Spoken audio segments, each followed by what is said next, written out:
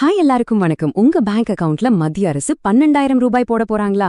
Social media முழுக்க இப்போ இதே பேச்சா இருக்கு. இந்த வைரல் நியூஸ் உண்மையா இல்ல வதந்தியா? வாங்க இத பத்தி தான் நாம இன்னைக்கு முழுசா அலசி ஆராய போறோம். ஆமா, இந்த கேள்விதான் இப்போ தமிழ்நாடு முழுக்க ஹாட் டாபிக். எல்லாருமே இத பத்தி தான் பேசிட்டு இருக்காங்க. உண்மையிலேயே இப்படி ஒரு திட்டம் வரப்போகுதா இல்லையா? வாங்க அத பத்தி தான் இப்ப பார்க்க போறோம். சரி, முதல்ல ஒரு முக்கியமான விஷயத்தை தெளிவுபடுத்திடுறேன். இது மத்திய அரசோட அதிகாரப்பூர்வ அறிவிப்பு கிடையாது. இது பரவலா பேசப்படுற ஒரு வதந்தி தான். ஆனா எந்த ஒரு வதந்திக்கும் பின்னாடி ஒரு காரணம் இருக்கும் இல்லையா? அது எங்கிருந்து ஆரம்பிச்சது, அதுக்கு பின்னால என்ன அரசியல் இருக்கும்னு தான் நாம இப்போ தோண்டி துருவி பார்க்க போறோம். இந்த வதந்தி ஏன் இப்போ திடீர்னு கிளம்புச்சுன்னு புரிஞ்சுக்கணும்னா நாம கொஞ்சம் அரசியல் பின்னணியும் பார்க்க வேண்டியிருக்கு. சில முக்கிய சம்பவங்கள் தான் இதுக்கு காரணமா இருக்கலாம்னு சொல்லப்படுது.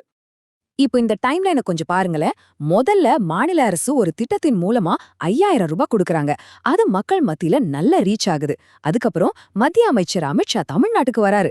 அடுத்ததா 2026 தேர்தலை மனசுல வச்சு அரசியல் களம் சூடு பிடிக்க ஆரம்பிக்குது.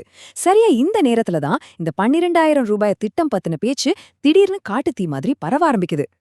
அப்போ இதுலேருந்து என்ன தெரிய வருதுன்னா, மாநில அரசோட இந்த திட்டத்துக்கு ஒரு போட்டியா வரப்போற தேர்தல்ல ஒரு அட்வான்டேஜ் எடுக்கிறதுக்காக இந்த வதந்தி பரப்பப்பட்டிருக்கலாம்னு ஒரு கருத்து இருக்கு. சரி, அரசியல் ஒரு பக்கம் இருக்கட்டும். நம்ம எல்லாருக்கும் இருக்கிற முக்கியமான கேள்வி ஒண்ணுதான். இந்த 12,000 ரூபாய் கணக்கு அது எப்படி வருது, எங்கேருந்து வருது? ஆமா, இந்த 12,000. வாங்க இந்த நம்பரை கொஞ்சம் டீகோட் பண்ணி பார்க்கலாம். இங்க தான் ஒரு பெரிய ட்விஸ்ட் இருக்கு. இந்த 12,000 ரூபாய்ங்கிறது புதுசா கொடுக்க போற பணம் இல்லைன்னு சொல்லப்படுது. இதுக்கு பேரு ஒருங்கிணைந்த மானியம். அதாவது ஏற்கனவே இருக்கிற சில கவர்மெண்ட் ஸ்கீம்ஸ்ல உங்களுக்கு வராம நிலுவையில இருக்கிற பணத்தெல்லாம் ஒன்னா சேர்த்து ஒரே தவணையா கொடுக்கற ஒரு ஏற்பாடு தான் சொல்றாங்க. அப்போ அது என்னென்ன திட்டங்கள்னு பாத்தீங்கன்னா, ஒன்னு நம்ம விவசாயிகளுக்கு கிடைக்கிற PM கிசான் திட்டத்தோட பணம், 2வது நிறைய பேருக்கு நின்னு போன அந்த கேஸ் சிலிண்டர் மானியம், 3வது உர மானியம். இது 3யும் சேர்த்தா அந்த 12,000 கணக்கு சரியா வருதுன்னு ஒரு பேச்சு அடிபடுது. ஓகே, ஒருவேளை இந்த திட்டம் நிஜமா வந்தா யாருக்கெல்லாம் இந்த காசு கிடைக்கும்? இதுதான் நம்ம எல்லாருக்கும் இருக்கிற அடுத்த $1 மில்லியன் கேள்வி. கிடைச்ச தகவல் படி உங்க ரேஷன் கார்டு தான் தகுதியை முடிவு பண்ணுன்னு சொல்றாங்க. அதாவது PHH, PHAAA மாதிரி முன்னுரிமை ரேஷன் அட்டை வச்சிருக்கிறவங்களுக்கு கிடைக்க வாய்ப்பு ரொம்ப அதிகம். ஆனா சர்க்கரை அட்டை, அதாவது NPHHS கார்டு, அப்புறம் எந்த பொருளும் வாங்காத NPHHNC கார்டு வச்சிருக்கிறவங்களுக்கு கிடைக்க வாய்ப்பு இல்லைன்னு சொல்லப்படுது. அப்போ நீங்க முக்கியமா கவனிக்க வேண்டிய விஷயம் என்னன்னா, உங்ககிட்ட முன்னுரிமை ரேஷன் கார்டு இருக்கணும். அது மட்டும் போதாது, அந்த கார்டு கூட உங்க ஆதார் நம்பரும் பேங்க் அக்கவுண்டும் கரெக்டா லிங்க் ஆகியிருக்கணும்.